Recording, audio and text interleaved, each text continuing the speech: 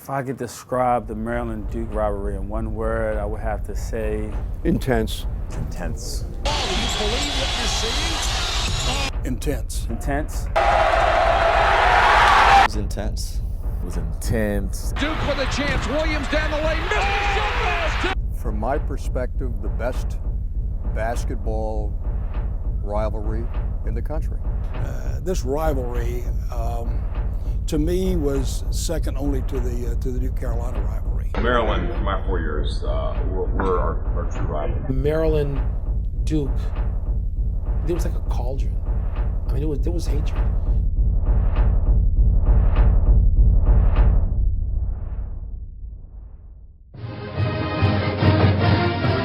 Look, I've been to every arena in the country, every major one and every one that's not so major. And there's no place I liked watching a game more than Cole Fieldhouse.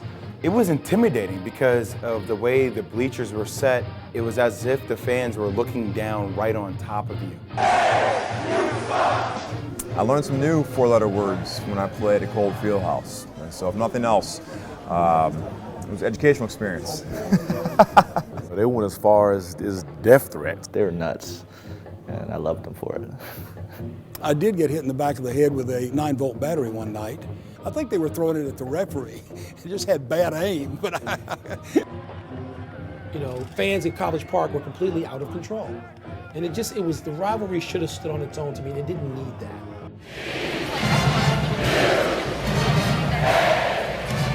I always would tell the players before the game to Cameron, I said, you'll like this. If you're a player, you enjoy the situation. So I felt that way as a coach.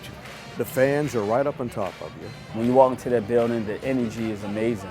You know, like the fans are cheering from when they walk in the building to the last second of the game. I thought that Cameron was the smartest, most fun, most creative fan base. I had a class at Maryland where I had to post one of my papers, and this kid found it online somehow, and he read my paper to me the whole pregame. Probably wasn't a very good paper either, so it was creative, and I give that guy a lot of credit. They would give it the Gary Sweat, Gary Sweat chant, but that was, you know, I thought Duke was a little more creative than that after a while. You know, that's all they had.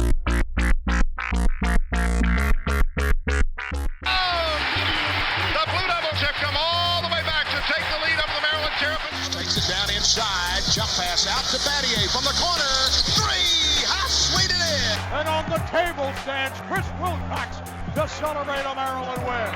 And the crowd storming the court at Cole Fieldhouse. Gary Williams made it so that thing that had been one-sided was now equal.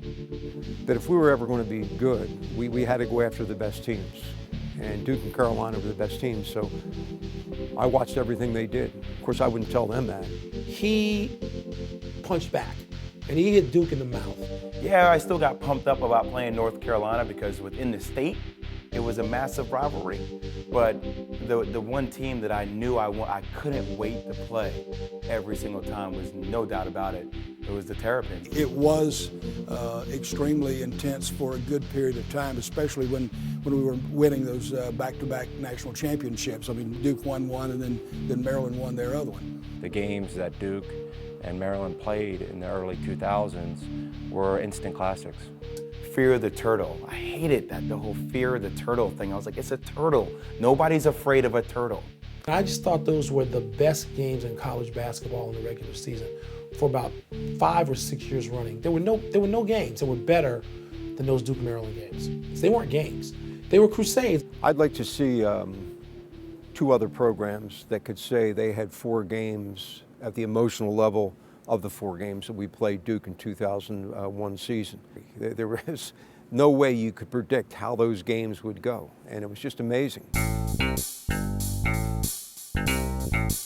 10 points in 70 seconds. It happened on January 27, 2001 in College Park, Maryland. Everybody's celebrating. This is going to be it. This is a wonderful upset over a pretty good #1 team at the time. We were down 10 points. Steve Blake had been locking me down the whole game. I give him a ton of credit. And I happened to drive to the basket, and we got his 5th foul. He got called for tripping, which you know, those things happened during a game, whether it was contact or not. It was tough to tell. First of all, I don't think it was a foul. You know, that pissed me off at first. And then you go over to the bench and you think, you know, there's not that much time left. You know, we got a decent lead. We should be fine. Overrated! At that particular moment, I heard fans cheer, overrated, overrated, overrated. And I remember Shane Battier looking at me and us saying some words that aren't fitting for TV. And that sparked something absolutely spectacular. The crowd on their feet. Williams goes down the lane to lay it in. Duke can no longer stop the clock. 53-5 to go. It's an 8-point lead. They need a miracle. There's one. Williams for three. Jason Williams just put the team on his back. He would not allow Duke to lose that ball game. And me making that three was the moment where I looked at my teammates and my teammates looked back at me saying, well, we're about to do something crazy. And here's a foul before the inbounds pass. We could just look up and we can see, you know, the nervousness and the tightness in Maryland's face, and obviously, you know, that trickles down to the fans, and they look like, okay, what's going on here? And sure enough, Drew missed the 2 free throws, and once I was able to get the ball down, Shane Battier came, set a screen for me. I came off the screen. There's the ball. Do you believe what you're seeing? And it pretty much sucked the air out of us and the fans. You could just feel the air go out of this place. Without the popping noise, it was like a balloon bursting. Just watching it slowly slip away like that was heartbreaking. And anger, I think, you know, at the fact that we lost to Duke again. I can't believe we lost to Duke again. I think Shane Battier could try to come over and shake my hand. I don't really feel like shaking his hand at the time. I'll never forget once the buzzer sounded, we're just like, what just happened? Holy cow. And then there was a cascade of glass bottles, batteries, and pennies being showered on us as we exited the court. But it was a great win. He'll run off the clock, and the Terps have come to Cameron, and they have upset Duke tonight, 91-80. Odds are against you, senior night, and they pull off a major, major victory. When we did win down there, we played great. There was never a fluke down there. We always had to play way better than they did to win that game. When you spoil the party, that probably tastes as good as anything. It's still a nasty taste in my mouth, you know, looking back. You know, your last time playing in Cameron, you can't get that moment back. I remember, you know, JUAN DIXON having an amazing game, and, you know, I've been a part of the conference for 20 years as a player and as a coach. I don't remember any tougher competitors than JUAN. And we went down to Duke and we spoiled Shane Battier senior night. To lose that game is just monumental hurt. You know, their fans didn't take too well how much we were celebrating. We were absolutely deflated. They had cheered on our floor. Shane was very emotional, so was Nate. It's just a sick feeling. Once the game was over, I saw how distraught, you know, those seniors were over there. It kind of made me feel how I felt when they beat us at home, and I kind of liked it, actually. We all came back into the locker room, and Coach K came through that door, and he said, everybody look at me. Look at me. If you believe in me, we are going to win a national title.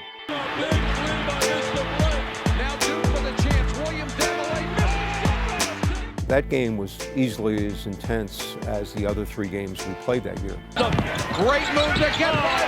Battier has a dozen, and Duke has taken the lead. It was the ultimate possession-by-possession game. It seemed like the lead changed, you know, 30 to 40 times in the game.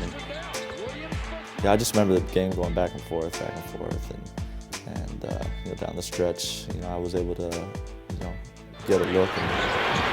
You don't want him to get a look at that three. And Blake will take it. What a shot! I mean, Mike, what a big three by Mr. Blake. Now Duke with a chance. Williams down the lane. Missed the shot pass. Tipped by Nate James. But then we get the ball and bounce quick, and we throw it to JUAN DIXON right around half court. And I'm sprinting back trying to find JUAN DIXON, and I go up for the ball, and it just right over my fingertips where I missed the tip. He gets it. And I throw it up, and it was like in the air forever. I'm thinking, it's in. It's in. It's not in. It's not in. We win. And the Blue Devils win it by 2, 84-82. Oh, man, what a game. Yeah, it's just like, I couldn't believe, we lost in that fashion. I remember walking off the court with Mike Krzyzewski, and Mike said that don't be surprised if we play each other again this year. And, that was nice to say, but I didn't think we would, but we wound up playing each other.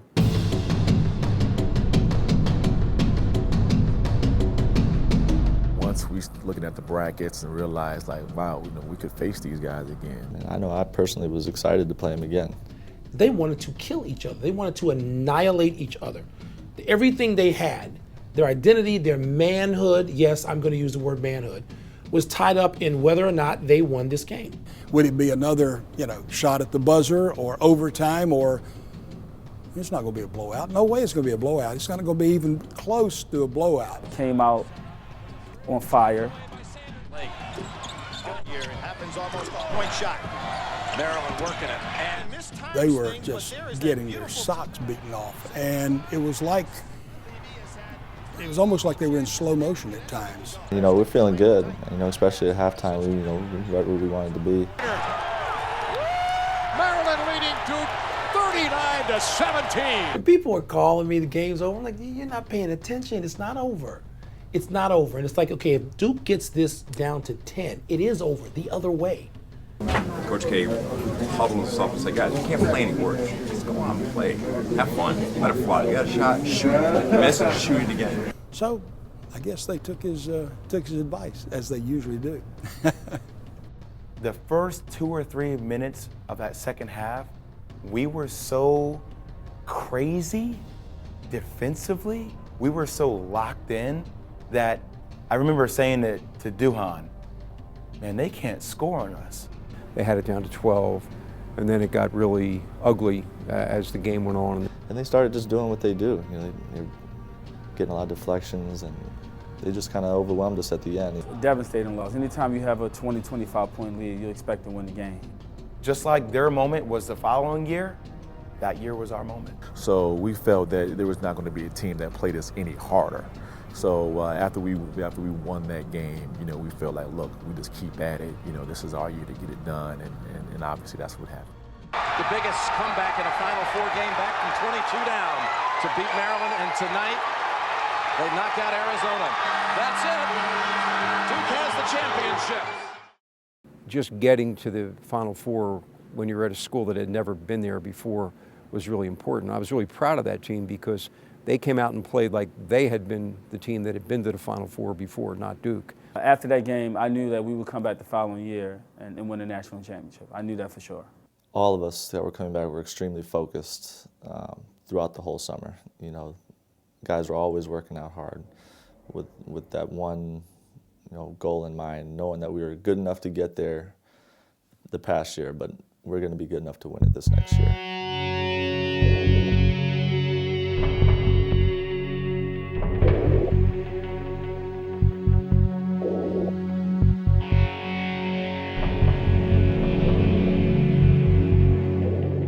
Both us and Duke were in the top 5 pretty much the whole season.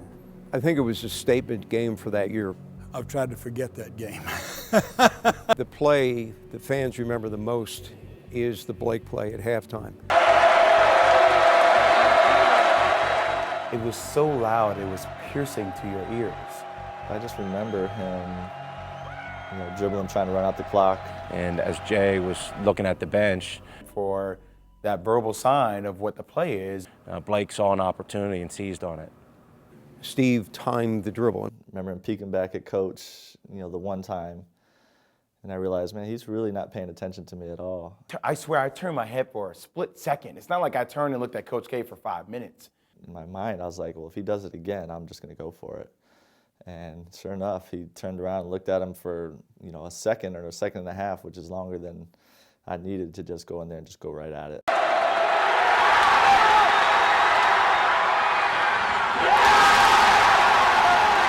I actually kind of wish I'd have maybe thrown a behind the back pass to Chris so he could have dunked on him or something, but because Chris was running right behind him.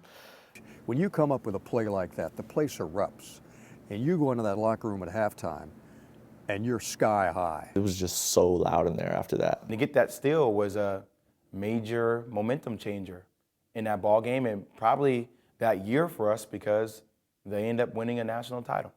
We had every piece of the pie that year, and we thought that we could do special things, but in order for that to happen, we had to go through one of the best teams in the country. And, you know, when we knew that we couldn't win it, I was glad that Maryland did. I was glad Gary got a championship. The last 4 games in the NCAA tournament were Kentucky, Connecticut, Kansas, and Indiana. All 4 of those teams had won national championships. I was very proud of the way our team handled that and how they played against all those teams, because those teams walked in there expecting to win a national championship. Dixon fires it up to the top of the Georgia Dome roof, and the kids have done it. Maryland wins their first ever national championship, holding up Indiana 64-52. And let's listen and look at the celebration. Beating Duke in that championship game would have been much sweeter, you know, because that's what we all were looking forward to. We knew they were on the other side. We knew we had some classic games in the past. I still think to this day, hey, you know, Indiana beat us. Indiana got all the way to the title game. That should have been us. Just to have that rivalry happen again on the, I mean, we thought the Final Four was a big stage. The national title trumps that by 20-fold. What better way to, you know, finish your college career than play against a team that's in your conference? Every game was a classic, and unfortunately it didn't happen that way. You know, but we'll take a national championship however we get it. Good afternoon. Welcome to the University of Maryland. Thank you for being here. I am pleased to announce that we are going to become a member of the Big Ten Conference starting July 1st of 2014. When I think of Maryland, I think of the ACC and the great battles and traditional games against powers in the ACC. Maryland Duke is something that's been played for 50 years. To take that away from the ACC is painful. Do I want to see Maryland in the Big Ten? It is awful. I don't expect people in Bethesda or Baltimore or Towson to want to see the Northwestern Wildcats. What does that mean to them? Nothing. Believe me, I played here, right here in fact. I played here, coached here. Nobody has more memories of the ACC than I do. When I got here, there was no rivalry with Duke. We had to create that. Well, you can do that again. It's money. I get it. It's, you know, money is the answer to all your questions. I understand you're going to restore these programs. Kids are going to have scholarships. You're going to pay for things. I get it. And this is about them, the Big Ten, my conference. Their greed is they want to have a footprint in New York and Washington. That's all it is. People don't like change. I don't like change. But at the same time, if change is in your best interest, then you have to look at that and embrace it and figure out how to make it really good. Fans have to be patient, and I know a lot of the old timers were not happy at all, and I can understand that because you've got an attachment to the conference for all these years, a charter member like Maryland was, but it's going to be okay. My dad told me when I was about 15 years old, he was a big sports fan. He told me that he would never live to see it, but I would, that money would ruin sports as we knew it then. But that's the way college sports has gone now.